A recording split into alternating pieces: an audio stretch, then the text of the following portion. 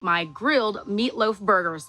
So I've got my patties here. Basically, a little earlier, I went into my kitchen and I added some olive oil to a pan, half of an onion, oregano, and some thyme, and just moved everything around with a little bit of salt and pepper. I poured that into a bowl and I took 2 really stale pieces of bread. To that, I added an egg, some Worcestershire sauce, some garlic. You can add that to the pan if you want, some Parmesan cheese that I grated, and sun-dried tomato pesto. I made that 1 pound into 3 patties. As you can see here, I've got my grill set at 350 degrees. I'm gonna start them on the direct heat, cook them until they release, and then flip them and finish them off on the indirect heat.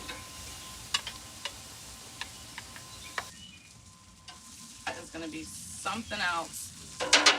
All right, so while those are cooking on the indirect portion of the heat, I'm gonna get my buns into the oven. They are potato buns. Let me put those over the indirect heat as well so they don't get too hot. All right, so the goal, 160 to 165 degrees, so everything cooks through. And then again, they're just gonna come off that grill. You're so tender and juicy. All right, let's build these burgers. Oh God, look at that. Get one of these patties. Remember all that flavor from my garden pot. And right over the top, I like a red top. It's this sauce of ketchup, some sriracha, apple cider vinegar, and way too much black pepper. And then I called in a favor from my good friend Bobby Flay. I said, can I crunchify it?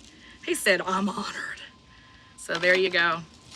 I'm gonna put this cushy bun over the top. Oh, and just cut through this baby.